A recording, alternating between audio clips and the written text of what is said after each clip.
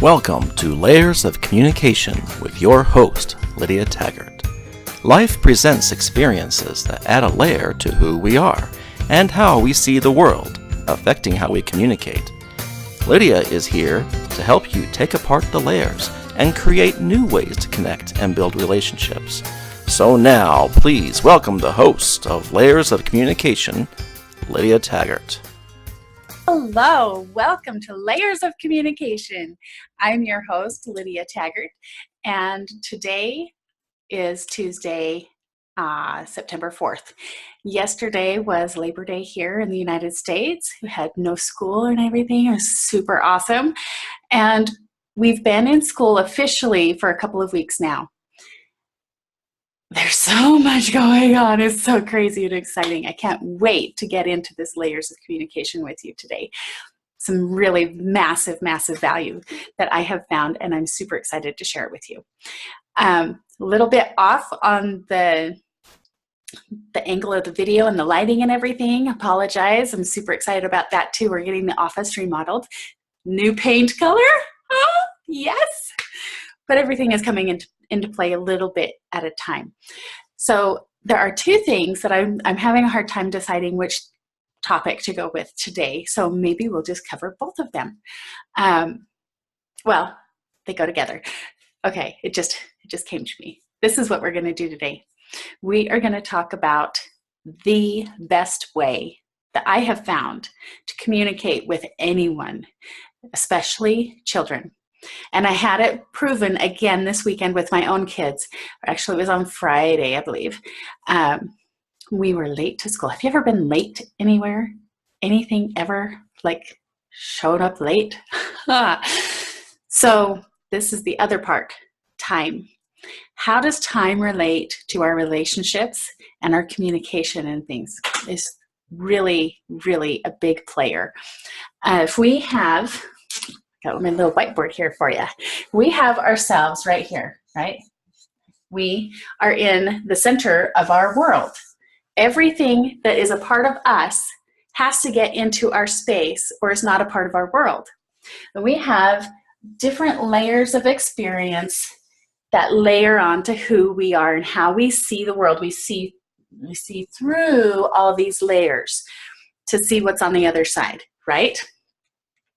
So if we have another person on the other side, let's see if I can get a better marker so you can see better. It's about the same. Okay, so there's somebody else over here in the world, and we're looking at them and they're looking at us, and we each have our own worlds of experience, and all of this we see through to look at each other. Okay, there was a quote shared this morning on Facebook that I was really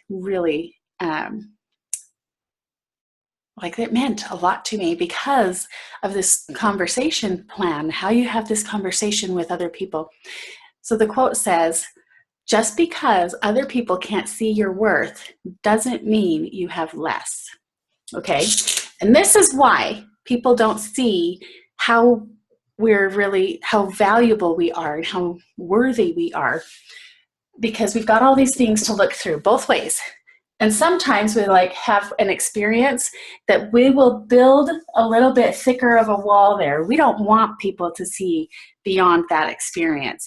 And sometimes we have that around ourselves and we can't see through it to see what other people can contribute and how valuable and worthy other people are. So, what do we do about it? What do we do about communicating and connecting with other people? Keep this in mind as we talk about time. It was brought to my attention this last week as I was making these fantastic plans.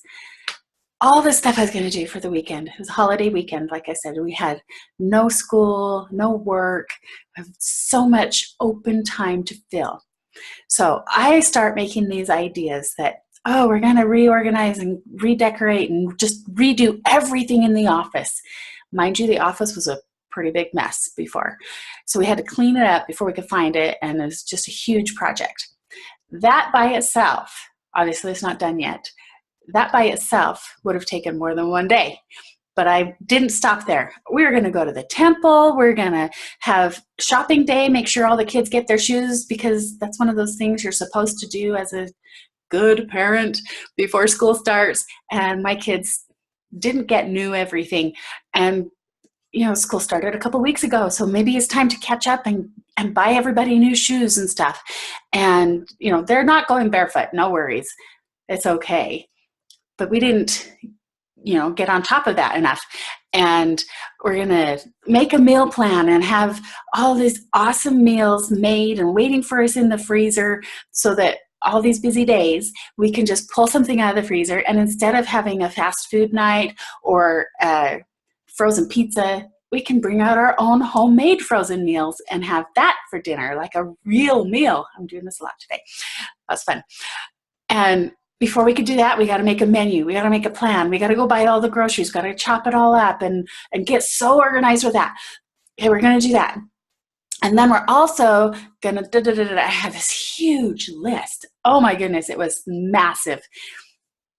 As I was making this list, moments before that, I had a good friend, send me a message that said, I think you're a type 1 in Carol Tuttle's typing system of your personality, which means you're really optimistic, fantastically optimistic, and have absolutely no sense of time. No sense of time at all whatsoever. You think that you can do all this amazing stuff, and then it can all get done in one day. You just have no idea. You're just so optimistic. And it's super fun. But I realized, you know what? That's really true. I have no concept of time. Maybe that's why I have such a hard time doing stuff. And then I get down on myself, I was like, the office isn't done yet. And get all crunchy and grouchy with myself. And it's not about that. It's about, wow, you're so optimistic. So we could take these challenges that we have and turn them around into something positive. Okay. So Friday, back to the kids at school. Friday, we're going to school. And would you be surprised at all if I said we were late? We were massively late, super late. I think it was Friday. It might have been Thursday. What's the time? I don't know. Anyway, so late that instead of taking all 6 of the kids to school at the same time, it was Friday. That's the thing on Friday. My husband takes all of the kids to school on Friday mornings.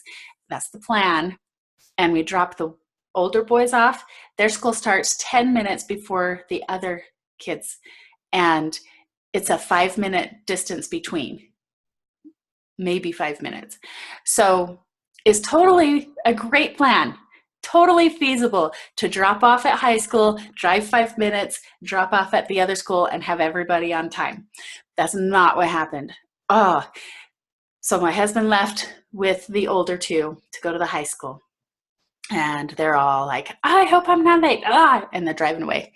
And the other kids, I was trying to make their lunches and make them breakfast. And I wasn't driving or anything. So I was like, I'm going to get this done faster by not showering or anything yet, because I don't have to go anywhere yet.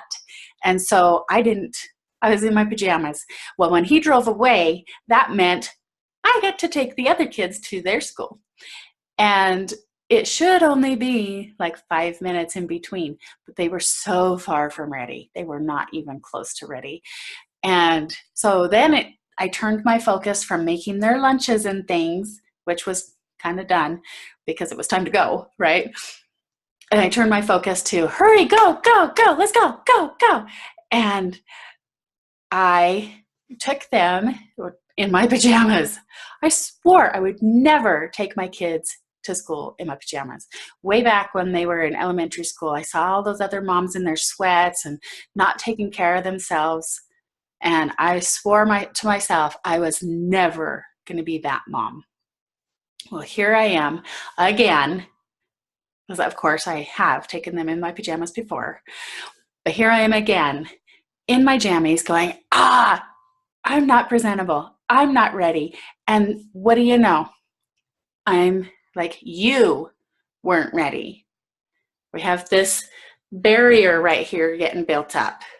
But I am over here going, I am not ready. I'm not ready for this. So then I made them more late because I was like, I have to get dressed. I was like, had to at least put shoes on. I wasn't ready. They weren't ready. We were so far from ready. So on the way, my daughter is so good at this. She's getting used to this.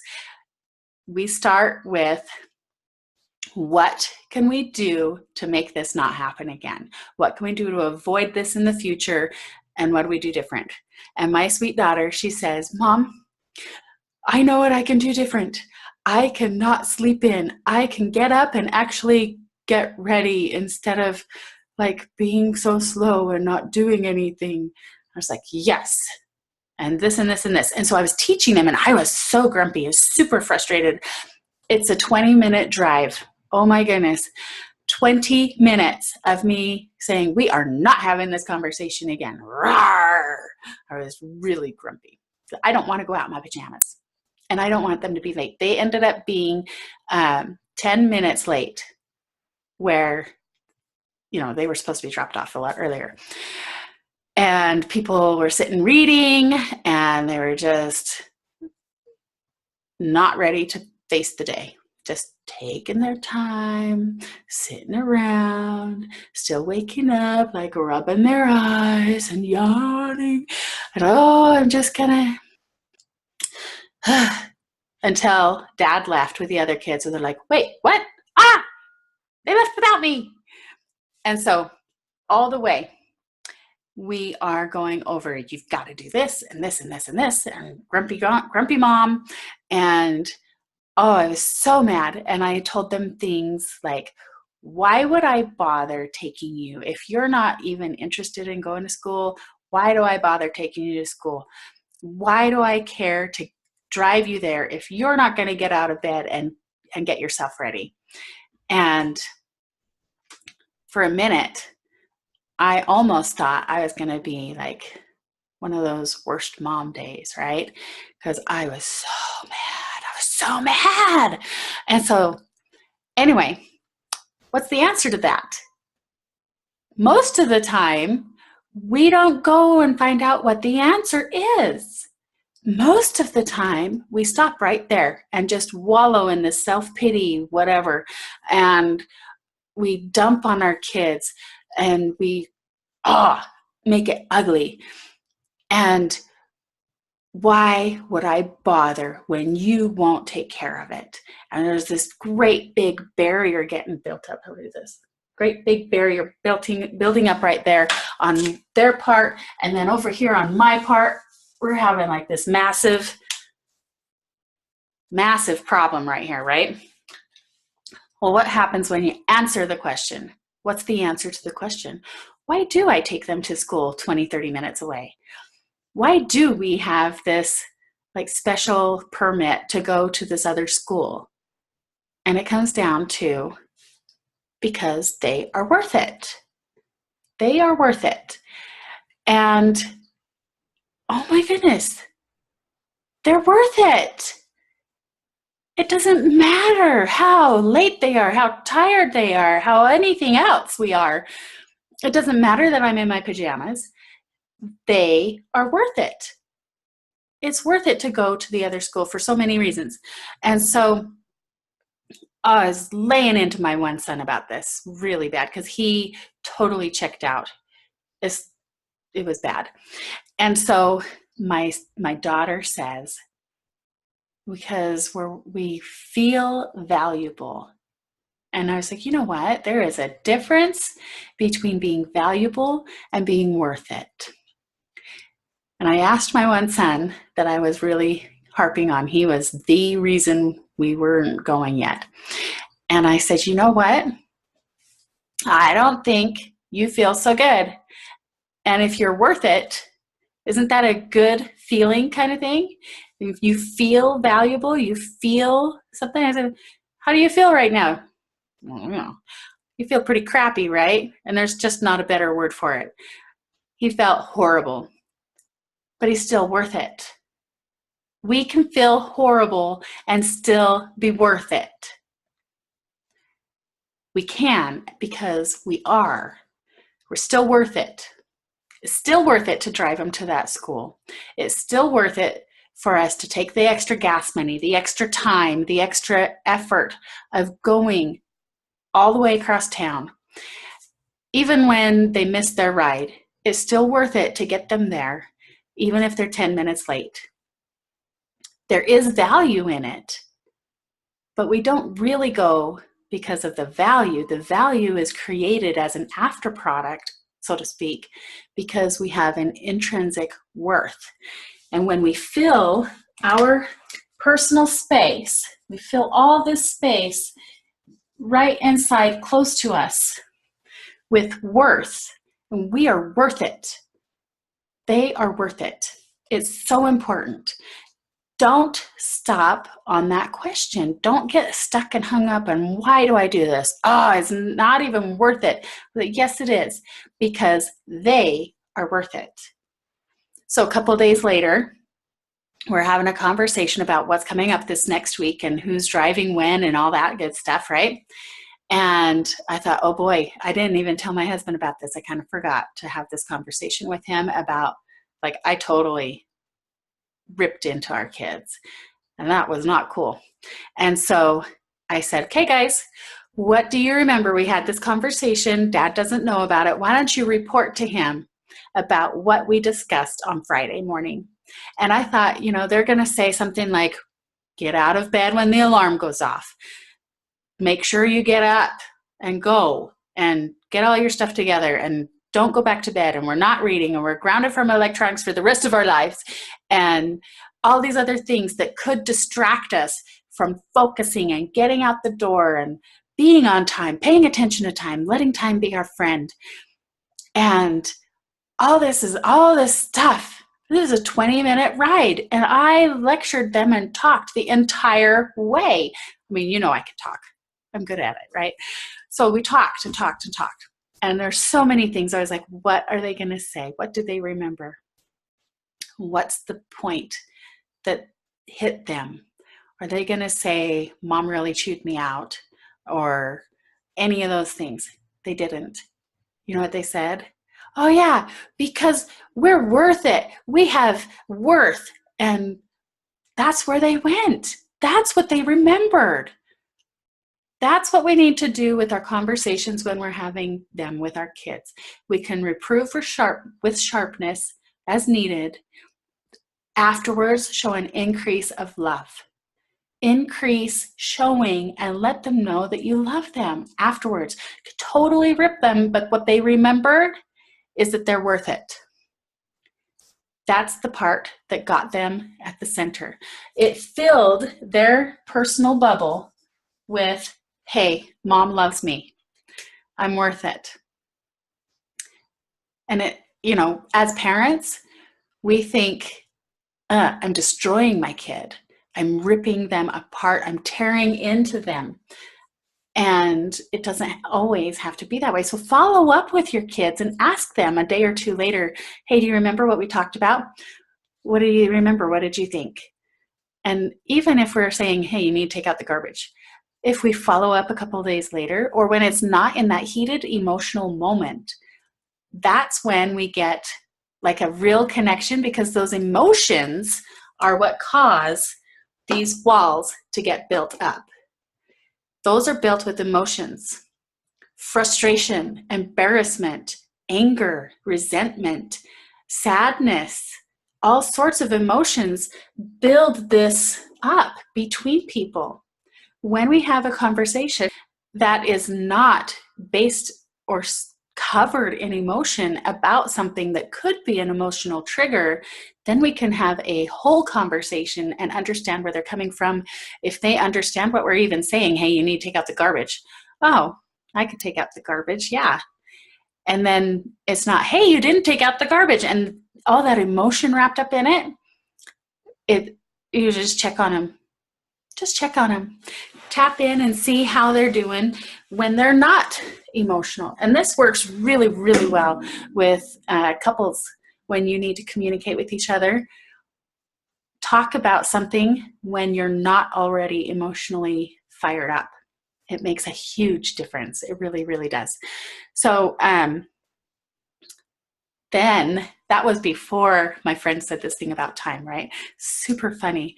And we just need to understand how each other are, how other people are. Not everybody has this problem with time. There are other kinds of problems with time. Actually, taking action on time is not because of time. It's because, man, I'm tired. I stayed up too late, or I don't really want to go to school, or, there's so many other reasons. It's not just because we have a poor relationship with time. And there are benefits to every challenge. Everything has a benefit to it, where I am like, holy cow, this is a crazy, crazy idea that I could get so much done in one day. One day, I thought I was going to get all this done.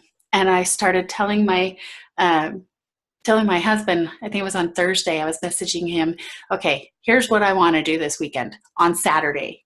I want to go da, da, da, da, da, da, da. And I got down to like the fourth major huge thing. And I was like, whoa. I hear my sister's voice in my head all the time. Stop, girl. Stop. That's enough. And so I laughed a little bit to myself and said, okay, I'm not going to say anything else to him. That's a pretty big list. And realistically, can it be done? I don't know. It didn't, because we had other things come up. And that's the other thing about being so flexible with time. I remember the first time I gave my husband a big to-do list. We're going to get so much done in this one day. I made a huge list. I'm really big on making lists. So I have so much in my brain. I got to get it out so I have more space to think about other stuff. And when it's on a list, for me, it's like, okay, there it is. It's contained. I don't have to think about it and try to remember it anymore. And that's another thing, remembering everything. So I had 50, 60 things on this list, and we got like this much of it done. And I was like, yes, we got some stuff done. All right. But he was so not excited. He was looking at it going, oh man, we only got that much stuff done. Oh, and is a totally different perspective. Totally different perspective. But he's had practice with that. And I talked with him about that at the time. I was like, no, man, I am really excited. We got stuff done. We got some stuff done. And he's like, but there's such a big list. I was like, yeah. And we have tomorrow too. I guess that's just an idea list. It's not an end of the world if we don't do it kind of list. And that's what one of my things in my personality is with time, that it really should be done. Oh, well, if not, right? So my friend, it was phrased like, you're just so optimistic that you just are so optimistic. And so that's a great quality, to be optimistic. It reflects in a different way on that relationship with time. So my husband has had practice and has known. We've been married 22 and a half-ish years. And so he's learned, and we've had those conversations when I've made the list and we've only gotten some of it done, and he was sad and I was excited. We've had those conversations, and he knows who I am now. So I sent him that message, and then I laughed and copied it and sent it to my friend. And I said, this is what I was telling my husband I wanted to do. And then I stopped myself, and she's like, oh man, your poor husband. He's going to be so overwhelmed. If that was me, ugh. And I was like, oh yeah, probably. But he sent me back a message that said, okay, I think we can do most of that. And he says, I love you and all that good stuff. And I was like, isn't that an interesting response? Because he knows the way I am, and he just accepts it, because that's okay. And oh my goodness, we did so much stuff. He says it really was Labor Day because we worked so hard. He did stuff with the scout trailer. He took our trailer to the dump with a bunch of weeds. We pulled the weeds. We did the yard work. We did the housework. We did the office work. We did so much stuff. Oh, and at the end of the day, we even went and had our personal trainer meetings in the morning. And so we were kind of like, working it already first thing in the morning, 6 a.m. And then we went straight from there to setting up the flags, because in our neighborhood we do a service project to put flags in the yards for the holidays for people who sign up for it. And so we did that. And of course, our kids are part of it. We're into the Scouts. My husband's a Scoutmaster and all that. So we were just, oh, go, go, go. And then I hit a wall. I was like, it's not done. I don't know what to do next. And I found this pattern cycling through me where I will go and I'll be excited and we're going to do the office. Woo! And then I start doing it and it's harder than I expected. And I don't know what to do. And I don't know where to put stuff. And I get frustrated and I was like, oh, I don't know what to do. Well, he knows, he noticed that in me. He comes and he's like, okay, I got this. I'm going to move your desk. I'm going to take it out there and we're going to put it in Evan's room, because we don't have to put it all in the hall. We don't have to put it all in our bedroom. We have more than one room. We can put stuff in the kids' rooms too. And of course, Evan was okay with it. He still got to sleep in his room and all that good stuff. But that's a communication thing. It's a following through on the communication and letting him know, hey, I'm crashing here. And being able to have these barriers erased so that we can share the space. And like, we are working on the same goal. It's like a Venn diagram, if you want to get scientific. There's this space in between where we share that space. And we can build more from that shared space. I don't have to change him. He doesn't have to change me. We can work together with what we share. And his qualities benefit where I lack, and hopefully where I am good at, what my qualities can benefit him where he lacks. That's ideal, right? But just to know that you have value, you get value from your actions, I think is what it really boils down to. But you are worth it. We have this intrinsic worth. No matter what's going on around us, no matter how crummy we feel, no matter how late we are to school, no matter how much we think we're going to get done, and we only get this little teeny bit done because our list is gargantuan and we get some of it done. Progress is progress, no matter how small. And you are worth it, no matter what. No matter what, you are worth it. So I want to leave that with you today. Remember, if someone else can't see your value, it does not mean that you don't have it. Just because they can't see it doesn't mean you're not worth it. Just because stuff's happening in the world, that doesn't make any difference at all about you being here and you having the space around you. And fill it up with you're worth it, because you are.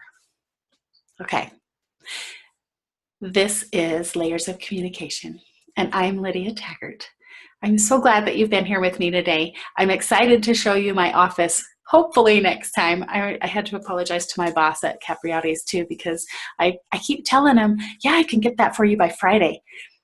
And then Friday comes and goes, and I've realized now, since my friend was able to point this out to me, I have no concept about how long things take. There's no concept of this thing called time. We're going to figure it out.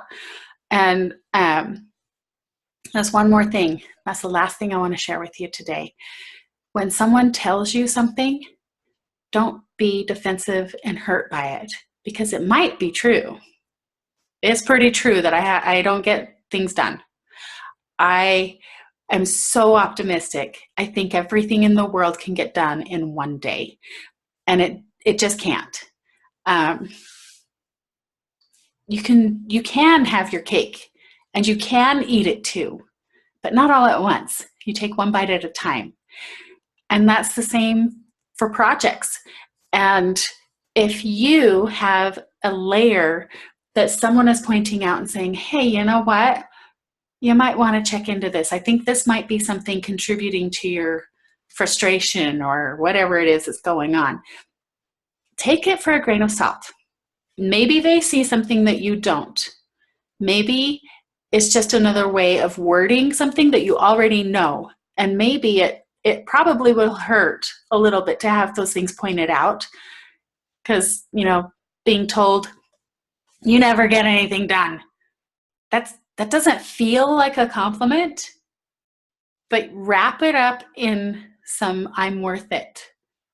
And because you're worth it, it's maybe worth the time to take those opinions and say, could this be true? Maybe, maybe not. But if it is true, just let it be. It can have a positive side too, like being totally optimistic. It doesn't mean anything good or bad unless you decide it means something good or bad. It takes on the value that you give it. You are worth it, and things have the value that you give them. And so things are on sale or on clearance, and that's always a fun discussion to have with our kids. It's on sale. Well, does it mean it's worth any less? No, the value of it is decided by how much people are willing to pay for it. Clearance stuff moving out for the seasons, all different things. A winter coat and snow boots doesn't have any value at all in the middle of summer. A swimsuit, unless you're going to an indoor pool, doesn't have the same value as it does in the summer if it's winter. Value is what we place on it, but it's always worth. That's at our core. So as we're looking through these layers of communication, remember that you're worth it. And if you'd like to contact me for questions or comments or anything else, I'd love to hear from you. LydiaTaggart.com, and we'll see you next week. Remember, you're worth it, and so are they. Have a great one.